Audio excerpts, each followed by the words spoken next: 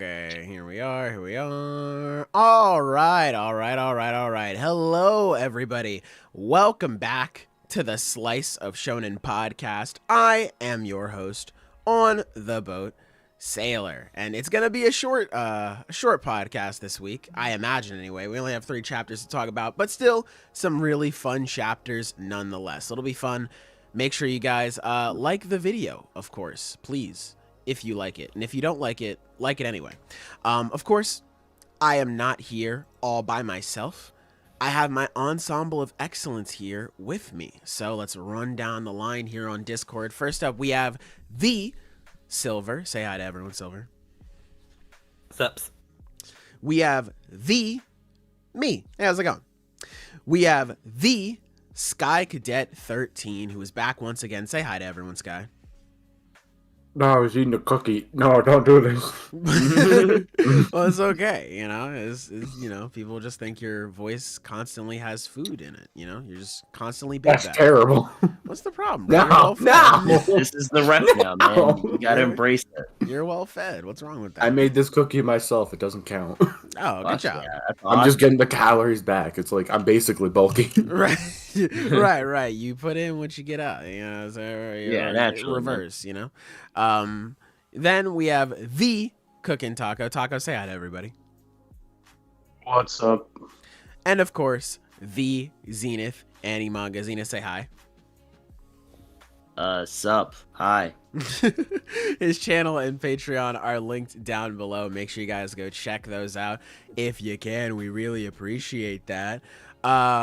Housekeeping notes. I guess I thought I had a second one, but I can't remember. But the biggest one, I want to let you guys know, when the podcast is over, the timestamps are in the description. I saw last week people were making timestamps for like Kagurabachi and Hunter x Hunter, and they're like, oh man, thank you, I really appreciate it. And like, I felt bad because I was like, damn, they wasted their time looking for those. After every podcast is over, make sure you guys go check the description. They will be there. I don't know why YouTube takes a long time to actually integrate the timestamps onto the actual video timeline, but just to give you guys a heads up, they are there. I'll put a pinned comment.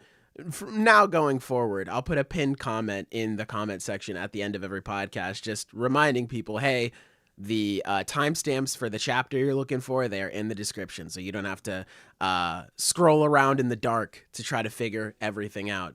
I just felt so bad because I was like, damn, I take the time to like write all these things down to try to put everybody on game, but it's looking like I'm not doing my job. Damn, I'm sorry, y'all. So just a heads up, they will be there.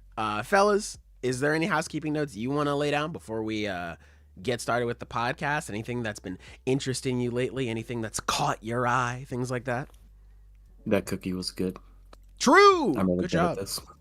Good Forgot job. to charge my. I forgot to charge that much. I forgot to charge my headset, so I might dip out any second. I'm gonna be real. My shit's like about to die. Every You second could could be the die at last. any moment. So if I just randomly leave in the middle of the podcast, take that as me saying goodbye. Okay. Okay. Got it. Any other things you guys want to bring up before we get started, or should we just dive right in? Every second counts for Taco. Let's dive in. Okay. So, first chapter of the week was One New Pisua, chapter 1133. Fellas, how are you feeling about this one? Why didn't anyone fucking tell got me? Why didn't anyone tell me One Piece is good? Why would they tell you that? I don't know. Yeah, man. Like by the end of this fucking chapter, it was just like, oh my god, that shit got me, man. It got me good. Yeah, It was as fucked good as me I was up. hoping. Yeah, it was as good as I was hoping the reunion could be. Yeah. Like, it definitely. I didn't cry, but like I definitely felt it. It was really. I emotional. teared up for sure. Yeah. Because I was kind of expecting it, because when they were just like, hey, you're alive. Yep, you're alive. Yep. And like that was it for a few pages. I was like, oh, okay. That was kind of anticlimactic. But as we progressed on, and you know, Robin was like, "I want you to praise me for living," and you know, them crying together. I was like, "This is what I wanted." Okay, you know, like this is what I wanted to see. So I was very happy with this one. Very simple and straightforward, but like, damn man, this punched me in the chest. I felt that shit, man. So good. I wonder if, because I have not been paying attention. I have not seen like anything like in terms of what other people have been saying about the chapter. I just haven't been paying attention to like One Piece stuff recently. I wonder, because there was a lot of people when it was revealed that Saul was alive. There was a lot of people who were disappointed or upset about it because they're like, "Oh, it makes Robin's flashback less impactful. It makes it less emotional. It takes away some of the stakes of the story." I wonder if this changed their opinion. Or like Soul dying was like maybe the 10th worst thing that happened to her in her backstory. Yeah. One less, the worst day in history got slightly better. It doesn't change a whole lot. Yeah. Yeah. Oh, go ahead. I'm sorry. Were you still going? no, like that's what, because I did not care. Yeah. Like when it was revealed that like Saul is still alive, I was like, "Oh, cool! Like I'm glad he's still alive," because I knew we would get like this reunion, and I really liked this reunion. I thought it was really good. It was it was emotional. It was. So I wonder if this chapter, seeing the payoff, if it changed anyone's opinions, or if they still feel the exact same way. I've mainly seen people be positive about it. There was like literally one guy that I saw on Twitter and everyone was jumping his ass. I'm talking like part 5 JoJo. We all get up from our tea sipping and we just stomp this nigga out in the street jumping. Like, so there was one guy who was, he was like, this moment was cool and all, but like, when are we going to get to the actual important stuff? And he was like, when are we gonna get to like the stuff that like actually matters? I mean, I guess I'm okay with Oda like not dragging this shit out. I'm happy it's over with so we can get to other things, but like I don't understand why this is so impactful. And people were cooking his ass, bro. They saw his description on Twitter. He was like, "I am a One Piece defender." They said, "Give me that shit, nigga." They were snatching chains. They said, "You cannot wear that badge anymore, bro." Well, it's funny too because it's like, yeah, if you're not invested in this particular plotline, sure, fair enough. We just went through like Wano. Like, yeah, not just, but like, we are actually moving through an arc so fast right now. Yeah. You have the audacity to say it's slow paced, motherfucker. Were you there for the ninja fight? Rise versus whoever the hell. Like, even if this chapter sucked, right? Which it clearly doesn't. Talk about impatient. Yeah, most of the stuff that I've seen on my timeline has been people either jumping that nigga in the street or speaking of Wano, JD Garcia, shouts out to him. He dropped a video talking about how like Wano made him fall out of love with One Piece and niggas were cooking him for it. So like that's all I've seen. I haven't seen the video. Even though I don't agree with that sort of viewpoint, I'm sure it was good. I fuck with Jay's content overall, but yeah, that's all I really saw. It was either nigga cooking him or niggas cooking the one guy who was talking about Robin and Saul. Mm-hmm. The way I kind of see this moment is like, this is the biggest moment Robin has gotten since Enies Lobby. And I don't think that this was necessary for her character.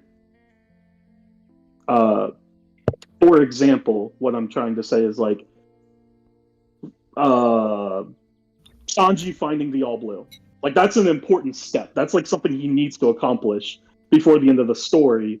or else it's like, well, what the fuck were we doing the whole time? You know what I mean? That is an important thing for his character to achieve and then process and then see how it changes him, or just that moment, it would be big for him.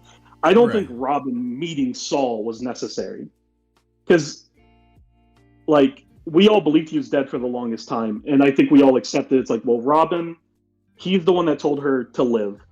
She took his advice. She lived in hell for decades. She met the Straw Hats, and now she's been happy for, the past 2 years. And it's like, she inherited the will of Ohara. She's still an archaeologist. She's still keeping those people alive through her actions. And I think in a way, it's like her trying to find the real poneglyph, understand the true history, eventually leading to the world government being exposed to the entire world that, its corrupt nature. Like, that is her legacy, and it's a part of the Oharan's legacy. But I think what this adds is it's just nice. Yeah. Like, it's just like, Yeah. it's happy. Like, it was like Saul, he saved the books. The books weren't destroyed. The knowledge of Ohara wasn't completely eradicated. This person who meant a lot to Robin is still here and can witness the growth she's gone through. It's like, this is just a really, really happy, feel-good moment. Yeah. And I really like it. I think it's cool that Saul, all those years ago, said, like, you'll find a family out there, and now Robin can meet him with that family. Like you said, it's not required by any means. It's not like, oh, if this doesn't happen, then Oda, you're smoking crack, buddy. This series sucks. But I am really thankful to see this moment happen, not only just because of Robin and Saul getting back together, but like even the small moments from the Straw Hats in this chapter, like Luffy saying like, Robin, you don't understand this. I need to go say hello and thank the person who saved your life. It's my job as a captain. And I'm like, oh, that's so cool. And like, that goes back to, like, that took me back to what Ace was saying, where he was like, oh, I really got to thank Shanks for taking care of Luffy. Like small stuff like that. Or when they get there and it's just like, oh, Saul has fallen. He can't get up. We need life alert. And like Luffy was like, what the fuck, bro? We came all this way. We need to see this through. And everyone else was like, no, we got to make sure this happens. We can't let anything get in the way of Robin. Chopper, we're going to send you in to fix him up. Just the Straw Hats showing their love for Robin again. I love stuff like that. I love seeing like the moment on Zoe where Robin is like, it's okay, I have friends who'll protect me, after she was told like they might come after you.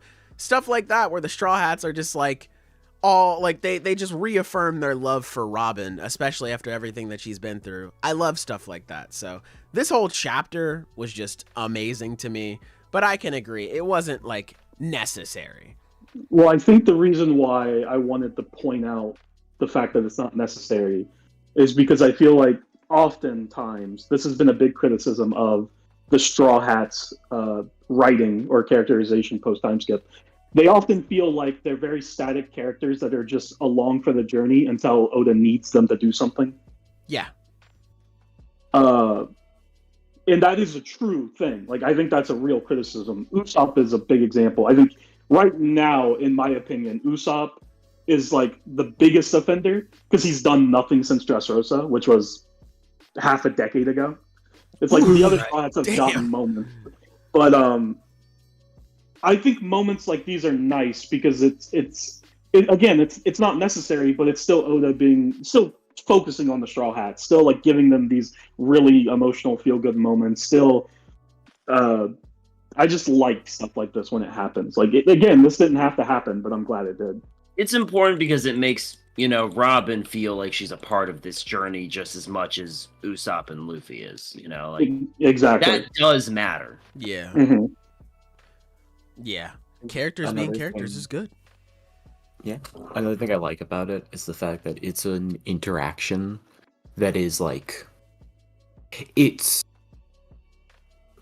very characteristic of Robin, because there's a direct parallel or direct like other example with Luffy seeing Sabo again, and he sees Sabo again, and he starts like weeping and snot crying like instantly. And meanwhile, Robin, because she's a adult, is much more composed, and then eventually, of course, she breaks down. But I just like that like difference in their composure, because it's very indicative of the differences between who they are, and you just know that if Zoro saw like his teacher from his village, that motherfucker wouldn't shed a tear. Damn, you wouldn't think he'd shed like a thug tear or something, No. Damn, bro. No, the only time Zoro ever cried was when he lost. Zoro does not cry very often. he has cried, but yeah, it's not like a super common. Yeah, Well, I bring it up. Sorry, I bring it up just because like I do think it's interesting how there actually are, because how just the way that each of the Straw Hats are composed is different. It's indicative of like who they are as people, and like I would say, like Sanji, for example, cries at like pretty appropriate moments. Obviously, if you ignore every time he's wept, every time he's wept because he saw some woman's feet. It's like when he leaves Zeph, when Whole Cake happens. But then you have like Luffy, Frankie, and like Usopp to an extent, where they'll cry at like the fucking drop of a dime. Well, I think that's a part of what makes this like the reunion. I like the final like page where it's Robin and Saul crying, and we see all the Straw Hats are crying except Luffy, Zoro, and Jinbei. Those three are watching, and I think it makes sense that Jinbei and Zoro wouldn't cry. I think it's interesting that Luffy's not crying. He's just happy. He's just smiling. I guess. I don't know. I think that's interesting because, like, yeah, he'll cry. It's not like he's averse to crying, but like this specific moment, I guess the happiness of it overrides the like emotion of it. Yeah. And then the rest of the Straw Hats are all crying, and even like where it's like Sanji's crying, but he's like kind of covering his face, and then you have like Frankie and Usopp and Chopper who are like. Bawling, yeah, they're bawling. I mean, so Frankie said he's like, I am not gonna be ready for when y'all reunite, and he was not lying. Yeah, no, it's like they're all happy for Robin, but they're just expressing it in different ways, Yeah, it's like less of a hive mind, and like everybody's their own person. Like everybody would react to a situation differently, which is cool. It's very, very cool. Yeah, this was just a really good chapter, man. Like, I don't really have too much to say about it other than like, damn, I love this shit. Like, damn, this was awesome. Yeah. When Robin gets emotional, I think it's really effective because people really care about Robin a lot. Yeah, I think it's fair to say she's one of the most well-liked Straw Hat members, and I think most people like most of the Straw Hats. And she doesn't crack very often. So when we do see her get emotional, I think it hits like even harder than like Frankie, because Frankie cries at fucking anything. Yeah, yeah. So it's definitely different. It's like a rarity for Robin. It was like when last arc where she found out that Saul was okay and she started crying. I was like, oh, I felt so happy for her. And then really besides that, the only other stuff in the chapter is just like seeing a little more of the Elbaf village, which I really love the way Elbaf looks. I think it's just really cool. Yeah, that's dope. The only other favorite part of this chapter I can comment on was, well, I just got to see Rhodes strung up. Stuff like that. That was fucking hilarious. Bro. Yeah, I almost forgot about that. Bro, they had him crucified. You didn't have to bring it up. Like, we were having a good moment here. What is your problem? And we are still having a good moment. Yeah, we're having a better moment now. Oh, brother, chat. Come on. Chat, let them know they're wrong. Let them know right now. Come on, please, man. Yeah, please, chat, please. I'm getting jumped, man. I'm getting jumped. Listen, man. They're I don't know. I'm a sad man. Write whatever you want about me. Mhm. Yeah, man. You gave up real fast. Careful what you wish you did. It's okay, Sailor. I agree with you that you're a sad man. I What don't the agree with the road stuff. Yeah. Damn, Nothing else bro. makes sense. Any argument here? Damn, man. You could have just been like, I agree. What they did to Road was fucked up. Like, that could have been what you agreed with. Super justified. No, it's super justified. So justified. He's a weirdo, dude. Like they really should have locked him up. Yeah. Bro, he's keeping him safe, man. You know, shit. You know, somehow I think the defense of Elbath doesn't hinge on Road.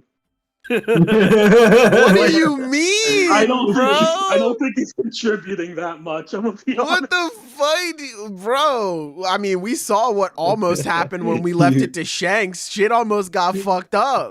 Bro, it's fucking that one panel of Akainu. Damn, you're telling me that Road is on I'm keeping my ass home. Bro, listen, there's no way you're gonna try to tell me that Road isn't the number one hitter on Elbath when Akainu was like, fucking the Kozuki clan. Oh boy, fucking the scabbards. I better. Whoa, wait a minute, Kizaru.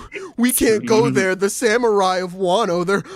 They're so powerful. The big fat so nigga cool. who's a thief and drinks beer a lot. Oh, he's so Here's scary. the thing.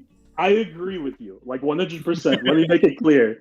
I think the samurai were significantly weaker than we were led to believe. They were carried by Odin and what's his fucking name? Their But legacies also- were carried, bro. But also, Ashura Doji is folding Road. No, he's Here's the not. thing, it's bro. crazy You're how you folding can Road. come up here and talk all this shit and then gas up Road. Like I don't Like, at least I keep the don't story think- consistent. I don't think I am, Ashura bro. Doji. I don't think Ashura Doji is that strong. I think he's whatever. He's folding Road. Bro, Yep. no, he's not, bro. Like laundry.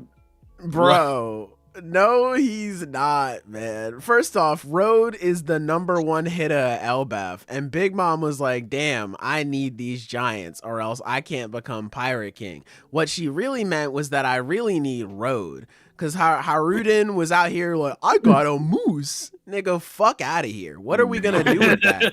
Like, come on. We need Yeah, the yeah, real obviously. sun Come on, man. god. We need the real sun god on our squad, man. So that's what they really coveted. That's the power that they wanted to possess. And you mean to tell me fat ass, out of shape ass, drunk ass, ugly ass, stupid ass, broke ass, homeless ass, Ashura Doji is gonna do something? No, nigga. Pick your mans up first, okay? You got dead friends everywhere. Pick your mans up first before At you least he come wasn't over here. crucified. But it should have never All right, happened okay. to Road, All right. bro. Everyone knows about sweat scaling, and we all know that it is unscientific, inaccurate, and unreliable. I propose that we instead move on to crucifix scaling. Now, as far as the characters who have been crucified, we have Baby Doflamingo. who has Conkers hockey? Don't forget that. Baby Doflamingo with Conkers. Didn't save him. Yeah. Yes, it did. It Crucified. literally Okay, saved like him. after the fact. Like Yeah. after. I That's feel a like if- Senkai boost. That doesn't count. Oh, so Like the crucifixion damage gives is you on. power. So you mean to tell me that Road's getting stronger? That's all I Well, needed to okay, hear. the next That's example all I is needed to Yasui. hear. Remind me what power he got. Bro, he Bro got got the that ghost no me right bro. there. He got the Dude. power of making Zoro upset. We just talked about how that rarely happens. He hit Zoro in his feels. He made Zoro feel something. You know that rarely happens. Come on. You now. think that there's Real quick, do you think there's a page on the wiki for characters who have been crucified? Can I No! find this information? I can't remember other examples. No. One Piece wiki, I wouldn't be surprised. But real quick, I want to point out, it's a cool little panel on page 7, and like the bottom left, you see like the Straw Hats meeting the new giant pirates, their subordinates, for the first time because they're all together, and it's like Harden and they're like holding the Straw Hats. In the background, you have Road like dead. Yeah, it's really good. Bro, look at how they did my boy. Jesus Christ. Holy shit. Okay, sorry. Bro. So they don't have a page on crucifixions. Unfortunate. But one of How could this have happened? the first one that the first article that comes up, it's like One Piece or a comicbook.com article, someone on r/One Piece asking if Jesus exists. And then the third one is for character Haritsu Kendio. It's a very short wiki article, but in the history section, there's a picture that says Haritsu Kendio and his crew crucified by Eustace Kid. Bro. So as far as so if we're talking about crucifix scaling, the people who are capable of crucifying other characters are some random poor people, Orochi, I guess it's the new giant pirates, right? They're the ones that they crucified it. And Eustace Kid. And they're So all I'm beginning to trash. think that perhaps, exactly. And what does that say about the people they crucified? It means that they got jumped, bro.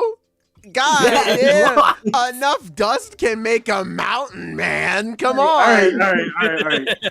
Sailor. Can I ask you a question? And I need you to answer truthfully, okay? Of course. I tell no lies. Okay. What crew is Road a part of? He's a part of the New Giant Pirates. Yeah. Who's his captain? Harden, bro, but he was doing his own thing. He said, I can't let weak ass Harden just like go off and accept that we're beneath these humans, bro. That's stupid. That's dumb. So his captain, what did Luffy do to his captain in Dressrosa? He one-shot him because he's ass, and Rhodes said he's ass. And who put Road on the crucifix? Like who put him up there?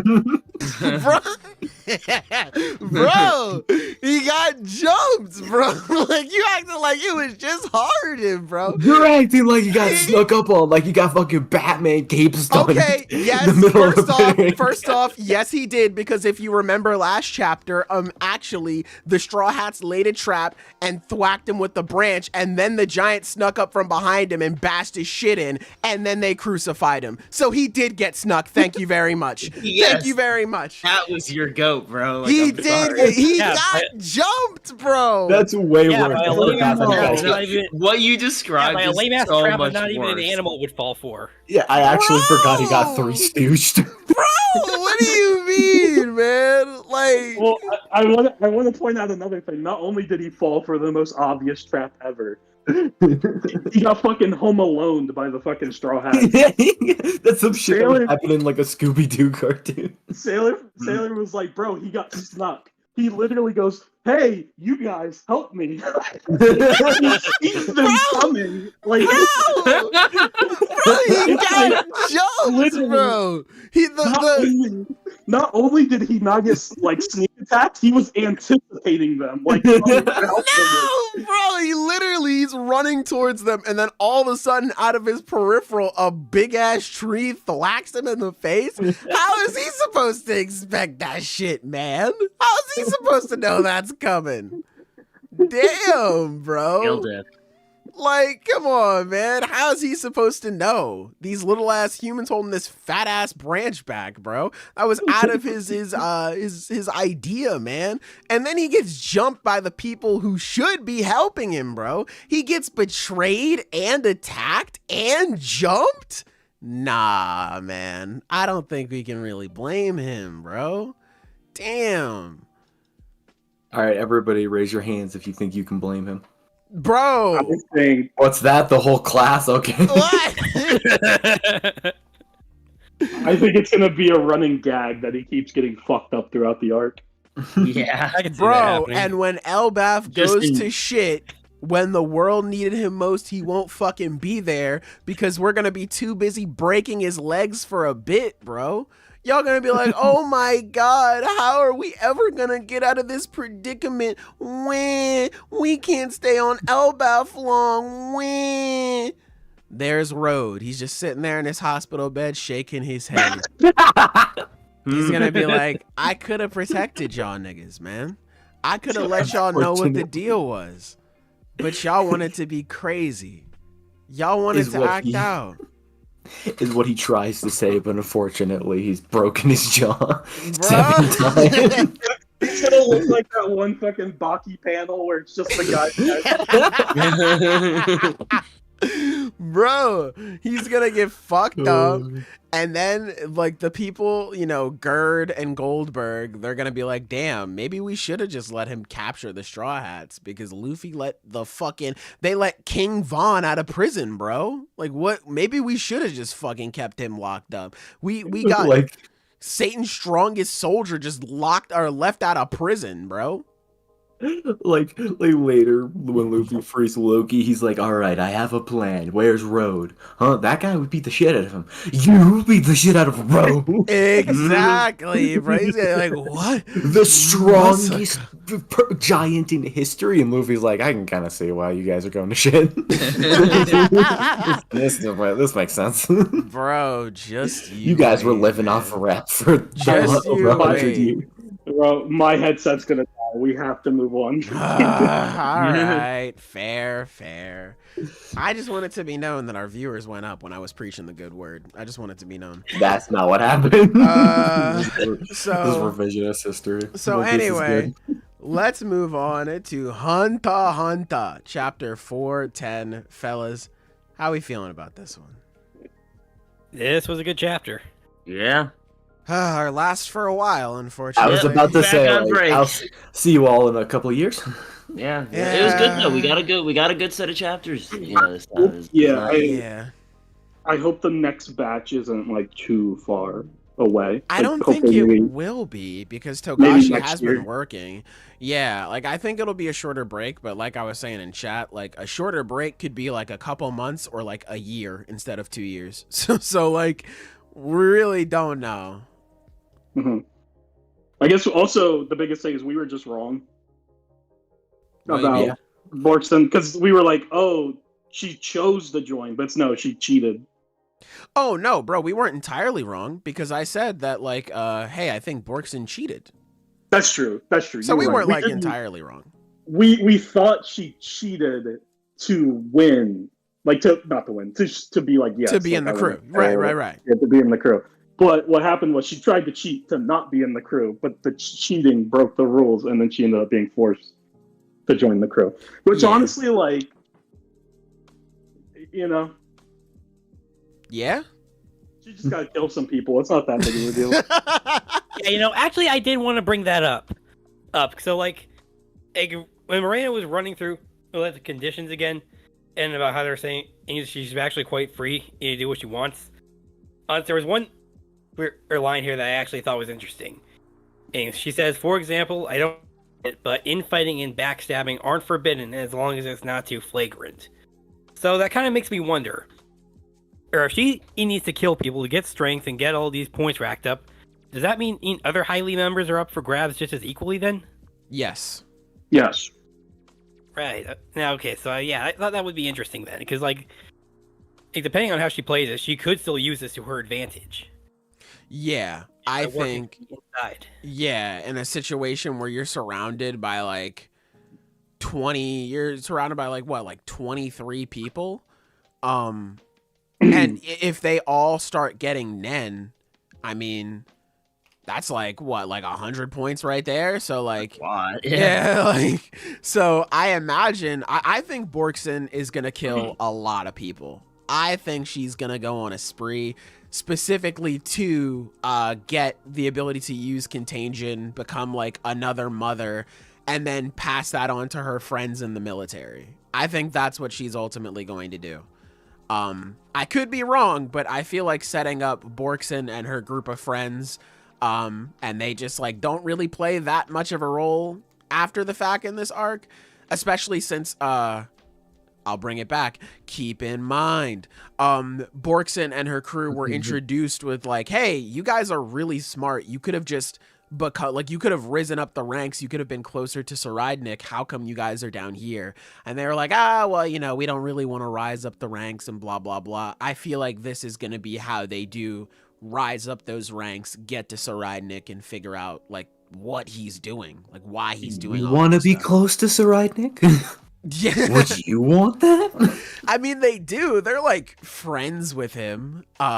Granted, friends could be a very loose term here. I don't know if Saridnik has friends, but like, you know, they do care about him and they do want what's best for him. But you know, they don't seem to tolerate him being super hardcore and murdering people. So I imagine they will try, if Contagion does get past to the soldiers, like I think it will, I imagine this will be their opportunity to rise through the ranks and eventually understand, because Saridnik, someone who's been so invested in Nen, I feel like the best way that they can figure out a way to talk to him would be through the power of Nen, to get like similar, like near him, basically, because with how Saridnik has been progressing, you're not getting to the same level as him, little bro. You're just not. I'm sorry, you're not.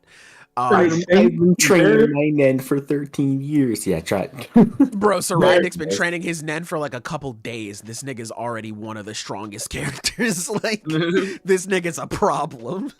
There has to be another aspect to Morena's ability that she has not told us about, because her plan doesn't make a lot of sense.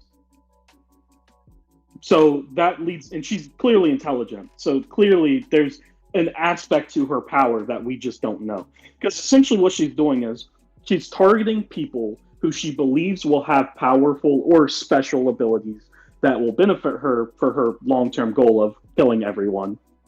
And that's not smart, because then you're recruiting people. You're basically saying you're either going to join us or die. They're most likely going to join you because the card is stacked against them. Mm-hmm. And they're naturally going to get more powerful because that's what she wants them to do. Eventually, what's going to just stop them from turning against her? So there has to be something else that she's not letting on, that like basically that can't happen. Yeah. Like they can't fully betray her. Like there has to be something in place that she has not told them about. I agree with that. I think maybe because when they were playing the card game, it was like one of the chapters where they were setting it up and explaining the rules. Borkson asked something of the effect of just like, I can pick which card like to take from you or something like that, or like they have to be faced something. I don't remember. And Morena was like, yeah, that's fine. We've played with those rules before. Like you can do whatever you want. So from the sounds of it, it sounds like people were resisting joining Morena. And now we see like all of the members of the family are all very loyal to her. Like when it's revealed in this chapter Borkson was cheating, everyone is like pissed off along with Morena. So I agree. There has to either be something that made them loyal, like maybe they just were like, you know what, Morena, you spitting for real. Or like you said, Taco, there's something with Contagion that is just like, hey, can't really do anything. I mean, she did compare it to an app, so maybe, you know, malware, we're finna install some affection.exe type shit. So like, I don't know, but I agree. There has to be something. Because I don't get the impression from Borkson that she's going to kill a bunch of innocent people. I don't think so either. To level up. If anything, she'll just kill the other, you know, Contagion members. She could also kill members of the Royal Military with that's true. The other families. Yeah. So that might be a way for her to level up quickly. But like I said, Morena has to have some type of plan or some type of extra caveat to her ability that stops other people from, because once they get, what is it, like 100 points or whatever, they can start. Yeah, they're like Morena. They're like patient zero, and they can spread contagion on their own. Yeah. And then it's like because at that point they can recruit their own people that align with their goal, and it's like, yes, that goal that most likely not going to align with Morena's goal. So it's like there has to be something about it we just don't know yet. Yeah, I agree. But hopefully we figure that out soon. I mean, probably we won't figure it. I mean, obviously we have the hiatus, but even after the hiatus is done, we probably won't figure that out until Borkson gets closer to unlocking an ability. Or Yeah, just we becoming- won't. Yeah. We won't know until someone tries to betray her. 'Cause that's the Yeah. only time about. Yeah. I think Borkson will be the only person who does try to betray her. I'd be interested to see if anyone else does, but like, I don't think anyone is nearly as smart as Borkson to try to pull it off. Maybe they try and Morena's like, all right, dude, just kills him. But yeah, I think Borkson will definitely be the odd person out in this whole thing. But yeah, I also think she's gonna murder a lot of people, so we're gonna see where that plot line goes. Speaking of murder, unless you guys wanted to keep talking about Borkson, Benjamin, this brother is cooked. He is cooked. Trying to get things done in what, 9 hours was it? 9.5 Yep. hours, yes. Poor guy, he does not know who his author is. Hell no. This shit is not ending in 9 hours. Hell Yeah, no. It's funny though because Yeah. I do think this was so necessary to speed the story up, which is it's going to speed the story up as quickly as Togashi can do it, which is to say not at all. But it's like the first big this is the first big move of this war that has really felt like a deadlock for so long. Yeah. No one's really made any major moves yet. So this is martial law is activated. He only has 9 hours to live. He's trying to kill the rest of the princes before he fucking dies. So it's the most likely he'll die at some point and then the war will continue after him. But a lot of shit is about to happen within the next 9 hours of the story, which could be a bajillion chapters. But you know, this could we be are like going to start Oh god, I'm sorry. moving. We're going to start doing stuff. Stuff's going to start happening. Yeah, there's probably going to be a lot more urgency with the situation going on, especially with them walking through the halls like, yo, if you even move, we are blasting you, bro. Do not move until we check you. So it could be a situation where, stuff is going down. I don't know, Hisoka turns a corner, he just starts murdering people. It's like, oh, fuck. Then, the Phantom Troop starts killing people. It's like, oh, God. And then the Mafia starts going crazy. So far, I feel like this is a domino that just tipped over, and we are just waiting for the rest to just fall down the line. Yeah, I am very shocked that Benjamin is seemingly going out in this fashion. I thought for sure that Saraidnik was going to be the one to kill him since, keep in mind, Saraidnik and Benjamin were introduced hating each other. And they were like, bro, I want to kill you. And he's like, yeah, this is cool. I want to kill you too. Shouts out, before I continue, shouts out to Nasty Nutter, quotations, Snow Bunny Supreme. That nigga's the supreme sorcerer for snow bunnies. I respect it. Shouts out to the donation saying, always a good day listening to the podcast. Got to tap out for now, but I got to give some input before I leave. Chihiro ditching the slimy turtleneck for the Riz fit got me bricked. Bro, he got that shit on, dog. We gonna talk about that when we get to Kagurabachi. We're gonna get there, yeah. God damn, that nigga dripped. He's so dripped right now. But take care, Nasty Nutter. We appreciate you for the donation and for always tapping in. We appreciate that. But yeah, I was expecting Benjamin and Saraidnik to be the ones to kill each other. And who knows, that could be the case. It could be an instance where now that Saraidnik has seemingly mastered his Nen abilities, or I'm assuming he's mastered his Nen ability, he's gonna get out of his situation with martial law and he's gonna challenge Benjamin. I would not be surprised if Benjamin, he manages to get past Mizaistom and Botobai with diplomacy and all that stuff. He's like, oh, okay, martial law is good. We are just gonna, we're gonna do this. I'm gonna put my kid on the throne, which is another big thing in this chapter, Benjamin having a kid. It's good, man. That is a surprise. Yeah, we're gonna do this. And then Saraidnik just walks up. He's like, hey, hey man, I think I'm just gonna murder you now if that's cool. I would not be surprised if that ends up being the case as just one last fuck you from Saraidnik to Benjamin. But yeah, him ultimately being placed on the clock and him trying to scramble for resources because he's already been scrambling. He's already been trying to figure out, like, damn, man, how can I activate martial law? We've seen him throughout parts of this arc trying to put together a suitable excuse for that. So to see a timer added on top of that, it, again, adds on to that intensity factor that I mentioned earlier. Speaking of the princes, though, 2 of them are gone right now. We know Lazarus is gone and Zhang Lei is gone. Zhang Lei went down to tier 2. Now, chat, keep in mind. Zhang Lei, or tier 2, is controlled by Zhang Lei's mafia, the Zaiyu. So he went down there. I imagine he's going to go hang out with them. He also has the coins, too. I mean, he could pass those out. Those, from what we know, they aren't really going to start taking effect until after he becomes king, because that's kind of been who Zhang Lei is as a person, where he's worried about more so what happens after he takes the throne before he ends up taking the throne. So who knows? Maybe he just passes out the coins and it does nothing. But he could pass out the coin and it ends up doing something that none of us really expected.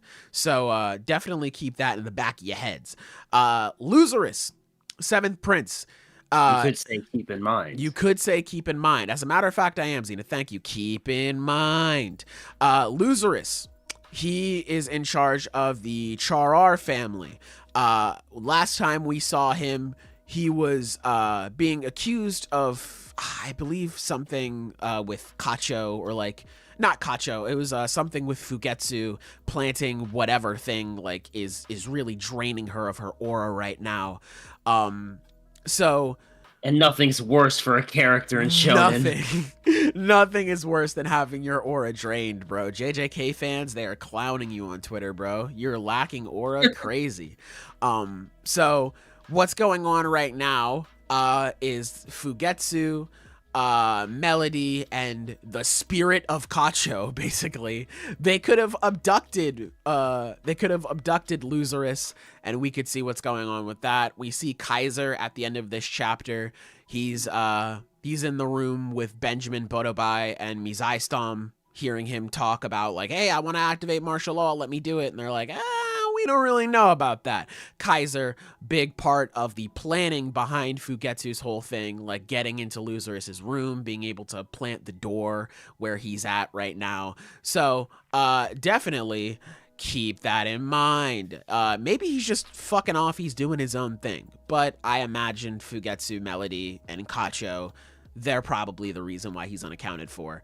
I think they mentioned somebody else is missing too. I don't remember off the top of my head. I don't feel like pulling the chapter up, even though it's right in front of me. I know, very lazy. But they do mention, like, hey, we'll just look for the younger princes later. So, well, for right now, just keep in mind that there are 2 people who are unaccounted for in terms of the martial law activation. That pretty much takes us to the end of the chapter, where you have Botobai, who is noted to be like one of the strongest hunters in the story. He's now going up against Benjamin, along with Mizaistom. They're going up against Benjamin, and they're going to try to keep him from activating martial law, to try to figure out, like, hey, why are you doing this? What's the problem with you, man? So very much going to be a battle of the minds that we have upcoming after this hiatus of Hunter x Hunter. What happened to Halkenberg? Got no fucking idea, brother. We got no idea. We're gonna have to wait and see. But hey, good chapter, man. Really good chapter. He got hit with the off-screen hockey. The man got black-bearded. He got black-bearded, man. The off-screen hockey, he learned the ways. Halkenberg learned the ways, man. Halkenberg is a cheater anyway. That motherfucker's ability is not fair, man. That motherfucker, he's like, I'm just gonna, like, snipe you. He's like, oh, okay, well, I'll just put up defense. Nah, I think I'm just gonna wall clip you. What? I have the arrow that goes through all defenses, and then it also possesses you. And dead ass. It's literally playground rules. It's like, well, I have defense. Well, my thing goes through defense. Okay, well, I'm out of your line of sight. Well, I can shoot through walls. okay. Like, it is just that kid on the playground is like, no, my thing is better. I have an infinity shield. Mine's the infinity or your bullet thing. It goes through infinity. Fucking okay, man. Bro is really cheating. And then they were like, here's a state of the art, like Resident Evil T virus spreading thingy. Do you want this too, Halkenberg? He's like, shit, sure, I'll take that. Like, bro, this man is cheating, man. This man has a Game Shark. Check his shit, man. Damn.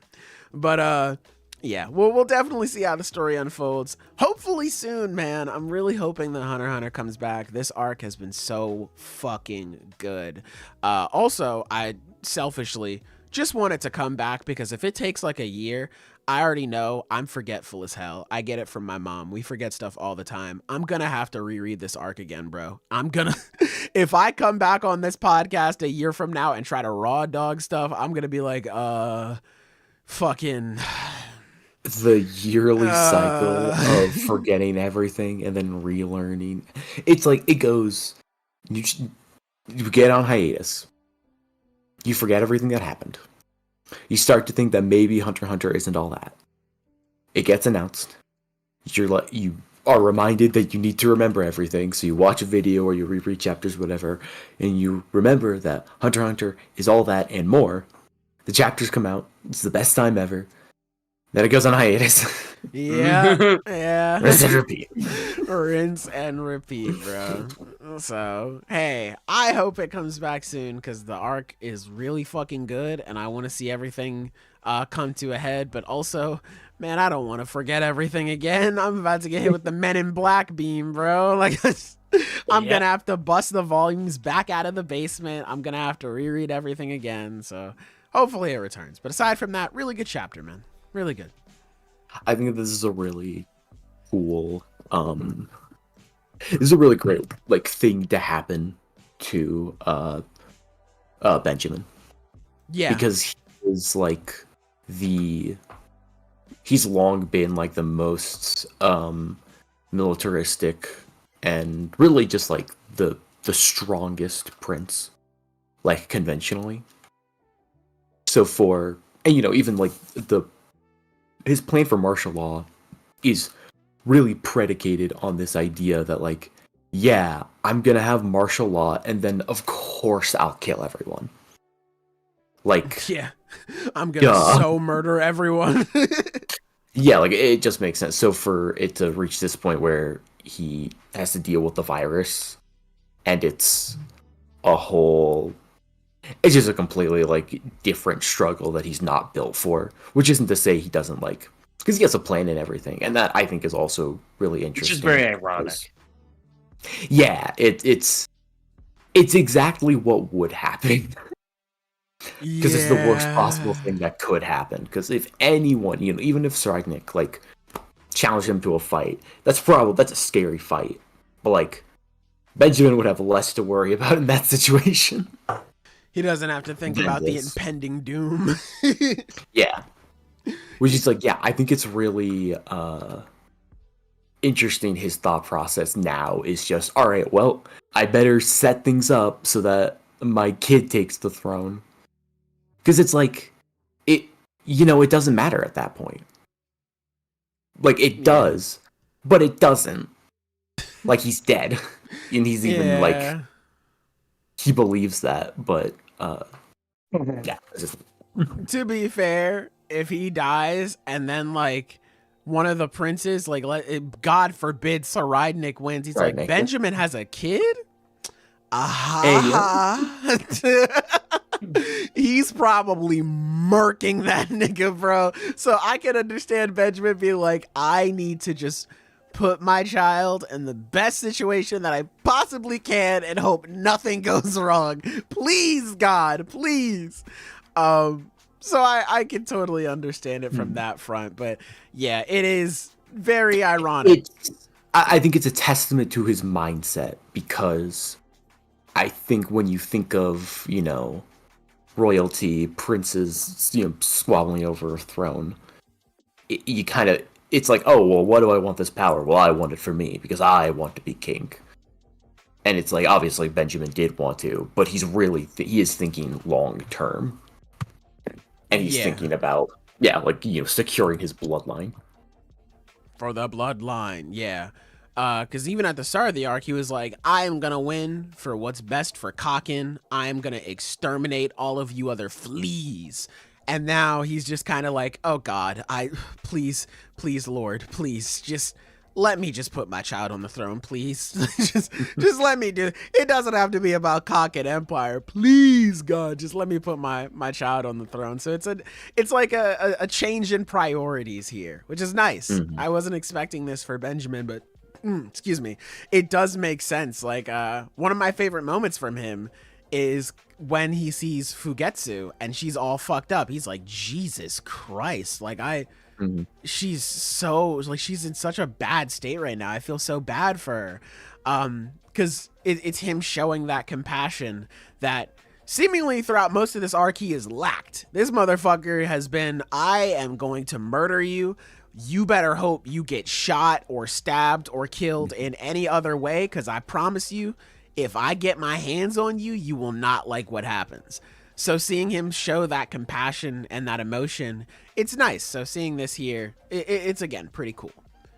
Brothers cooked them. You're fucked up. If I was in charge, I would have just snapped you in half. That would have been done quick and quiet.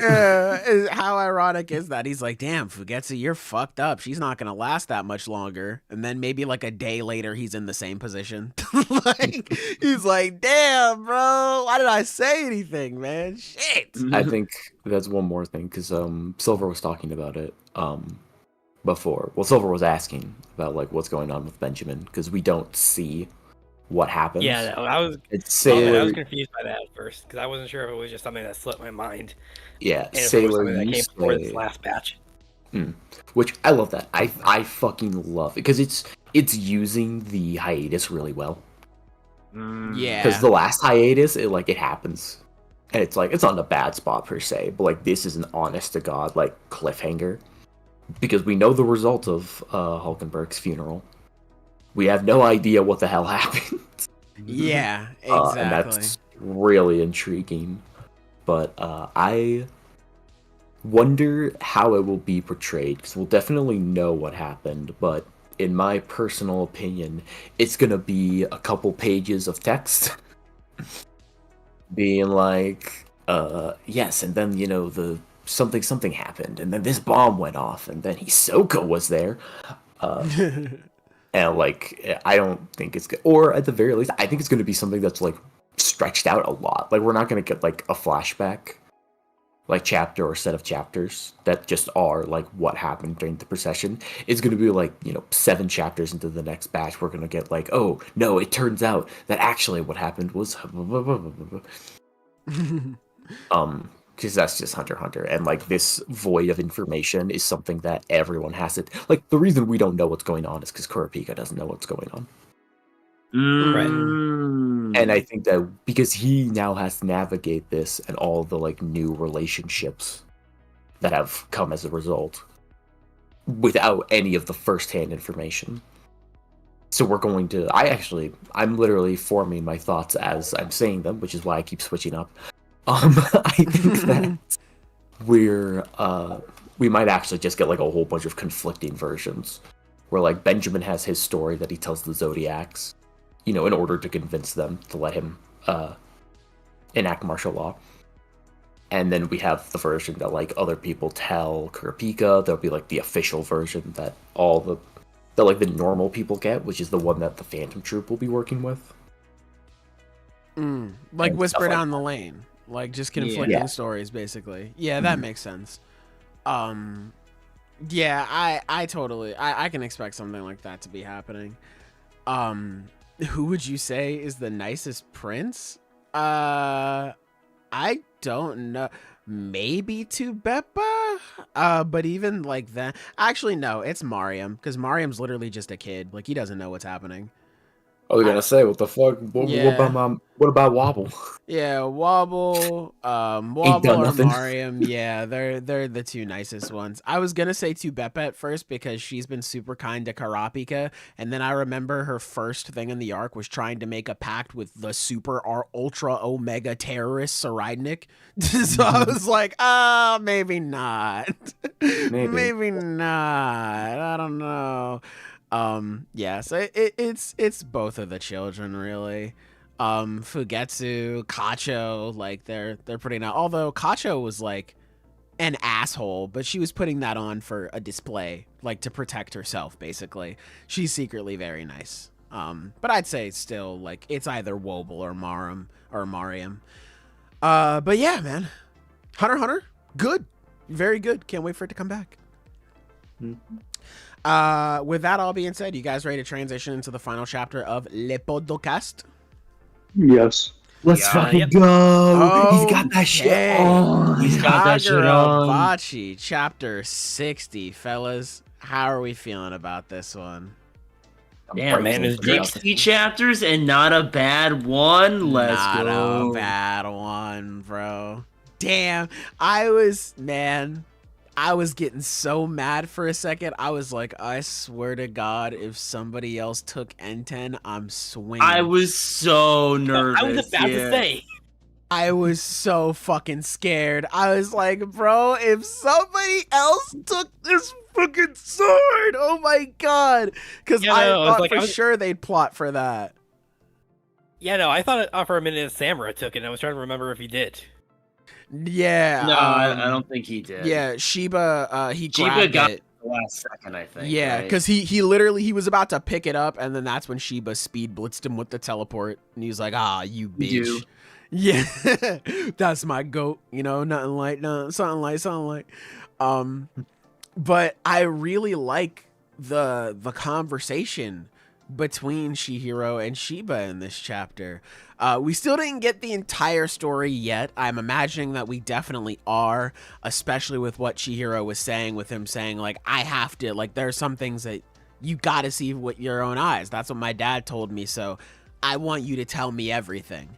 So I imagine we are absolutely getting this history lesson very, very soon. Yeah. But ultimately, just having this moment where Chihiro, because we've been seeing in these past couple of chapters, and I don't blame him, bro has been all over the place. There's been so much stuff that has been happening in quick succession that his feelings have been jarbled and all mixed together, and he doesn't know what to believe anymore. So having this moment where he has to calm down and reaffirm what he wants to do, it was really nice. And I love the one moment, it was so small, where he was like, yeah, you know, he either A, did it to send a message to me, or he also did it to take away the burden of you being a sword bearer. And Chihiro could have just said no, but of course it's Hokozono, so he has to put aura points behind it. Chihiro just, he listens to that, he's like, hey, that nigga must have been talking to you, because he was not talking to me. Hey, you must have got the message, because clearly he wasn't talking to me. I don't know what the fuck that was going on about. Yeah, I really like that. Having Chihiro, like, having to, again, reaffirm what his beliefs are and take on the contract with N10 again was really nice. It was... like, once I recovered from my potential anger, just like, I swear if someone took this fucking sword, and then my confusion of, wait, you just had the sword with you the whole time, like Chihiro was, I was like, okay, that was really cool. I like that Chihiro, like, he got that second to breathe, and now it's like, okay, we're going back in. It was really dope, man. Yeah. True. I thought other people had stuff to say. It was No, it's because I'm just thinking right now. It's really interesting, and I'm curious if there's gonna be more to this with the fact that he was healed, and yes. that's really important. It looks like, because I mean, the implication is obvious that that's, you know, an ability of. I mean, that's not even an implication. That's what they guess themselves.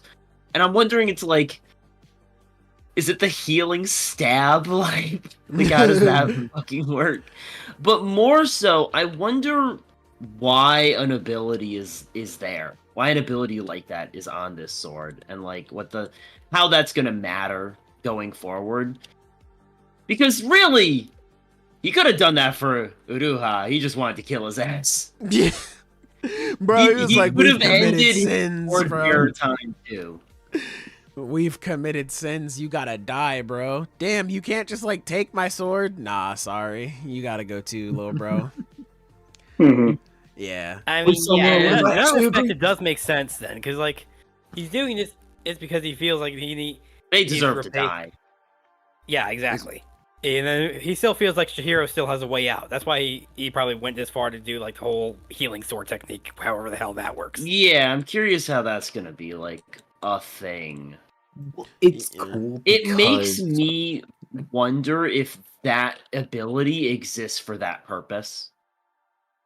To break contracts. Like without explicitly killing the person. Exactly, because this is the only way we've seen to break a contract is killing someone and then bringing them back to life. This is the only thing we've seen that does that. So I'm wondering if that's like the point, is if, you know, his dad put that in on purpose in case like a sword bearer went and did some crazy shit. And he unfortunately, he trusted Samura to the bearer who went and did some crazy shit. Yeah. Which I'm wondering if he gave that to Samura on purpose because he trusted Samura to, like, you know, follow his will or vision or whatever have you. Yeah. That would be interesting. And to be fair, he's just going about it in a complete wrong way. Yeah. Not quite how intended. No. I mean, maybe you want to know what's so crazy? Rokuhira is so quirky that I can just imagine him, like, obviously this didn't happen, but like I can literally just imagine him playing Final Fantasy and being like, they have a phoenix down, I have a bird sword. Samura, I'm giving you a phoenix down. Like that, we have the owl, we have the crow, and we have the phoenix, baby. Let's go. It's like, why are you putting this in here? Why not? Like I can just easily as imagine like seeing that happen. Yeah. But it would be really cool if it is like Phoenix or something, and yeah, that's the point of that. That'd be so cool. Actually, it could be. That'd be so cool. You never know. Because I don't know, man. I think that makes sense for a technique that heals by killing. Yeah, man. Yeah, he giveth and taketh away. Maybe that's the whole thing. I don't know. Bro, imagine you're on the battlefield. I need a medic. I'm bleeding out. You see Samura coming. I got you, bro. I'm good. I'm really okay. I'm okay, bro. I'm okay. I think I can walk this off. I don't know. You sound like you need help. Nah, man. I'm good. I promise you, I'm okay. You see this dirt? I'll just throw it on there. I'll throw it on there. Your bones smell like they're in pain. I'll be okay. Please. I think it's what I like about this chapter.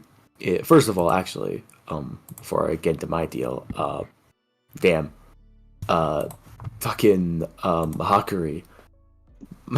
Rough patch for my boy, man. Holy shit. Hakuri, man.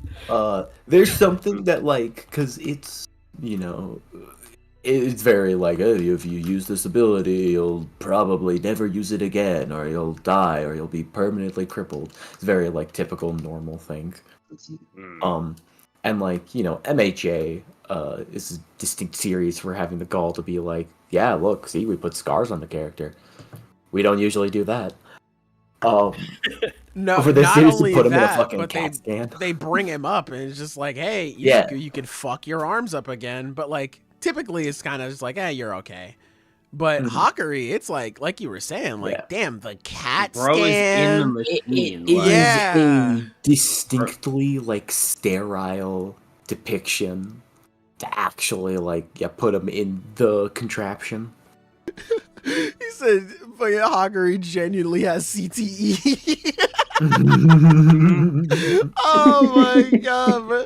It's so true though. He genuinely does it. He is the head captain of the CTE, bro. Holy. But what were you saying, Sky? I'm sorry. I just thought that comment was funny. Yeah, no. I just want to point out, like, because obviously Hakuri is going to be fine. Yeah, I don't know if it's going to be like a thing that they have to do, or if it's like, oh yeah, modern medicine, who knew? Worked out. But like, yeah, I want to point that out. But as far as Samura goes, I like this chapter because I think it's kind of pointing out what his problem is, which is, a few things, obviously. Namely, is that he's kind of wishy-washy about this whole thing. Because ultimately speaking, he should have killed everybody at the temple. He should have killed Hakuri, he should have killed the ninja, he should have killed Chihiro. Because obviously they're gonna fight you. Yeah. Well, like, duh. And that definitely goes to show who he is as a character, because he's not thinking about this in a way of like, I need to make what I want happen in the most efficient and effective way possible. He is trying to have his cake and eat it too. He is getting it to be, he wants things to be exactly how he morally sees them. The people he thinks deserve to die will die. The people he thinks deserve to live, he will do his best to make it so they live. I want to correct you really quick. That morally smells them. Okay. You know what? That's fair. You smell like a pretty good guy. I was insensitive. That's true. Thanks. It's my Axe body spray. But and it's like that will be. I mean, we already know that will be downfall. Is the fact that morally he just sees things as black and white, and he smells things black and white, and he will just go about things that way. Yeah, I think having a character who is so determined that they like block off their vision from the rest of the world, but also is just like, hey man, like you could just walk away. Like, you don't really gotta do this. I think that could be something that is very compelling. But it could also just be a symptom of his strength where he's like, hey, do not mistake this for like I'm showing you sympathy. Do not mistake my kindness for stupidity, brother. I will fucking murder you the next time I see you. I need you to understand what I am doing for you and just walk away. Well, it's undeniable that he is like he believes he's the right. shit. Yeah, exactly. He knows and he is right because he is the shit. He's that fucking guy. Like, I think he 100% did so with the knowledge that, like, oh, well, are they gonna fucking actually be a problem? Highly unlikely.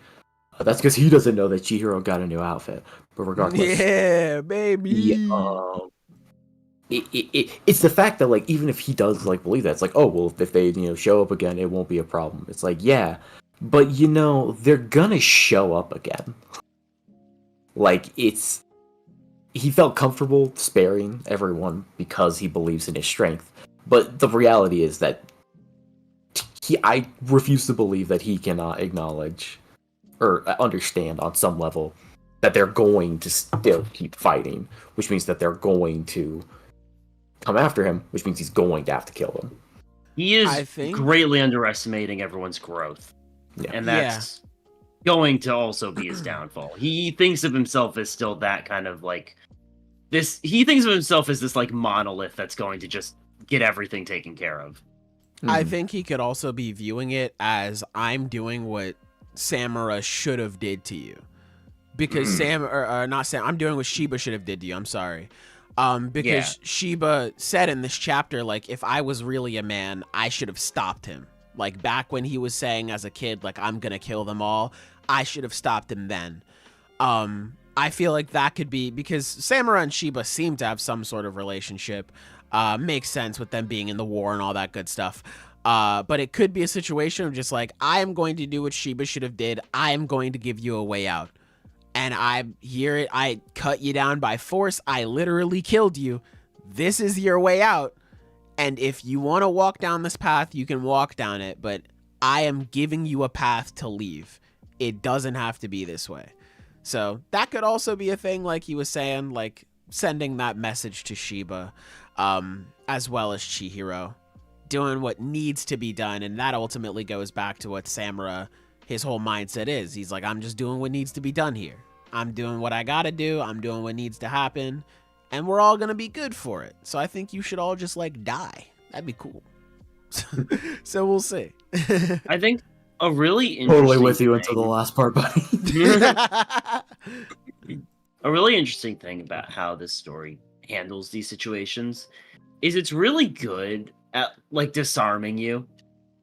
Like with Rokuhira, right? He's introduced as this silly dad just hanging with his kid, and he has a serious moment, but he's just a silly guy like through most of that chapter. And the more we learn about him, it's like, oh no, he was not. Yeah. He was involved in some very serious stuff. And the same with Samura. He blinds himself, and it's a joke about how he can't look at porn anymore. Yeah. When really, that is an unhinged thing to do. It really should have let us know that he is not all there. He's got some issues to work out. Bro, you wouldn't be worried about gooning if you went blind? It's more so I wouldn't blind myself. Yeah, you know. I think I'm not gonna say that it's because I wouldn't be able to goon. That would be like only like the 7th top reason why I wouldn't cut my eyes out. Only the 7th? True. Only the yeah. Listen, man, I have 6 things I care about more in the world than seeing tits. The 7th wonder of the Forgive world, me. gooning. Yeah. Let's go. That What's is the crazy same thing. good and suspicious about this chapter is that Shiba still hasn't said Samura's wrong. Dude is he even said in this chapter that he's sorry to Kunishige and Samura. True, man, true. Yeah. It's gonna be really interesting. It's gonna be really interesting when Shiba gives us this history lesson. I am very much looking forward to it. Because that's a good thing to bring up, because this chapter, I really like what it is for Shiba, because it is his acknowledgement that he fucked up. Yeah. Like, on a personal level. It was the wrong thing for Chihiro to indulge him in his quest for perfection. It maybe wasn't the wrong thing, overall, because he's done a lot of good. But it was the wrong thing for him as a kid. And that sets up, I think, or hints at a very particular flaw for Shiba, which is maybe kind of like a refusal to acknowledge reality. Not insofar as like he's denying things, but I think he really has not like come to terms with anything. Which fitting, yeah. Yeah, like he agrees with Samura that they did fucked up stuff, and I don't think he's truly reckoned with that the same way that like Uraha did, because he believed that it was necessary. Samura did in that he thinks it was wrong and they should be punished for it. And Shiba is currently in between those two, where he hasn't teamed up with Hishaku. He also has not expressed the belief that they were right. And I think that's interesting how it reflects Chihiro, who, at this point, his motivation is as much about just like a sunk cost fallacy than anything else. Yeah. Where it's like he says, like, I've already killed people. I'm going to hell. I've got to keep going. Like, the option that Samura thought that he left Chihiro doesn't actually exist.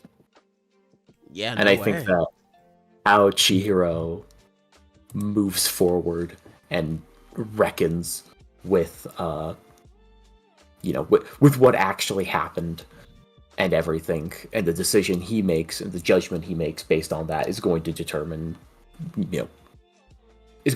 Shiba's decision. And then hopefully he'll have a full actual fight.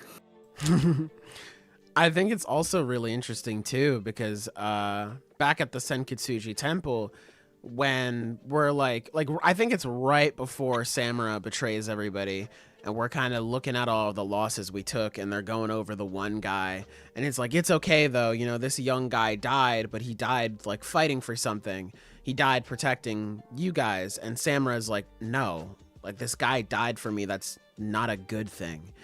And I think it's very interesting that despite feeling that way, he left Chihiro this way out, despite knowing that Chihiro has killed people and they've died because of him.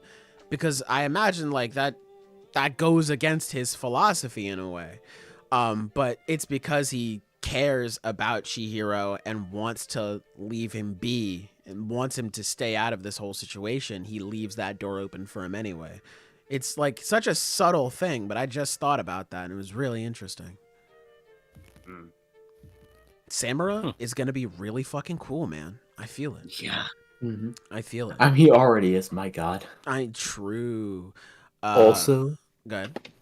So it's kind of like pulling back because we've been talking about, you know, all the bullshit character stuff. I really like the Kamunabi's plan. Yeah. It's like it's not like a brilliant strategy, but it's just a very intelligent way to move forward, given like the information, because none of them are freaking out.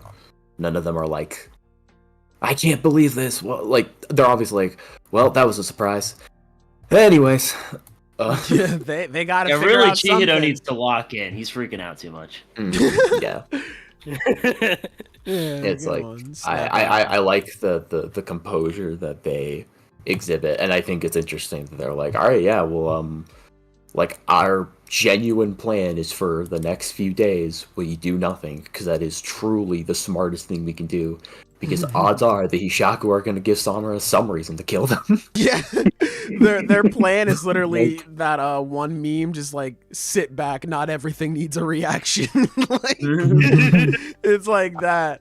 I will say I agree with you, Sky, but also it's super funny because they're like, fuck, man, Samura, he's betrayed us. That's the last guy we need. And they're just sitting at the round table. It's like a moment of silence. They're looking around. Then one person goes, so we feel like bringing out the child forsaker or what? They're like, no, like, no, we can't bring that out, bro. No, we need to keep the Shinuchi under lock and key, man, please. Which I think is also very telling because That's not good. Are we? Oh, I don't know what was going on there, but the stream. I don't know, just man. went to You were shit. just like, what's happening? And then didn't say anything. No, I'm sorry. Like, the stream just like went to hell for a second. We're back though, but Oh, cool. Yeah. Cool. yeah, I don't know what happened.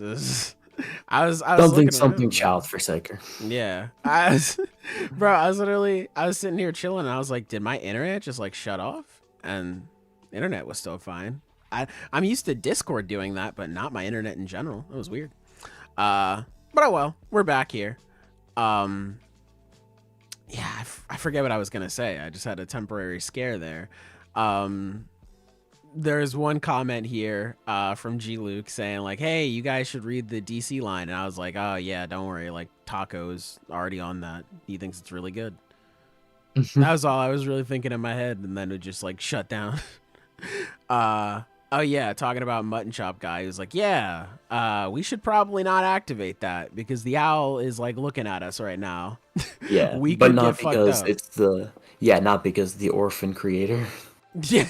Well, Like two is like, you know, a bad thing. well, have you thought about how fucked up it is that shit's just like there in the sky?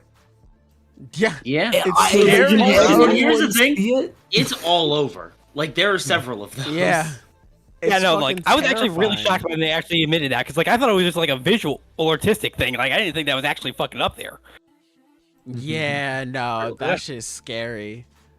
I can't wait for there to be a moment. I mean, like, I don't think it's ever gonna happen, but I can just imagine the Kamunabi like, no, we don't need to engage, we don't need to do anything, and then they just get a reading of a sword being unleashed and it's Chihiro. Like, oh man, this shit finna go crazy. Oh my god. A very interesting detail here that I think is going to be exploited later is because he has Owl's so spread out, he can only detect like big levels of spirit energy, right? Which means smaller things like just, I imagine people and basic sorcery usages is not a part of that. Meaning he is spread so thin that the little task force they have set up against him is really effective. He's not going to be able to detect, his ninja squad or anything because he's too spread out. Which maybe a cool way of reading that. It's like, yeah, he's spreading himself too thin trying to do this all alone. That something he should be able to deal with this ability just isn't going to work. Yeah. Mm-hmm. Yeah, for sure. Yeah, he is, he might be getting kind of cooked, I think between, like, this and Hirohiko, like, getting stronger, he is going to have his hands very full. Yeah. I think he's going to be fucked up. All right. I've made a decision. If this series is good, we're going to have a 2v1 of Chihiro and Hirohiko versus I Samura. was just thinking that. God. I was just thinking that. Oh, God, bro.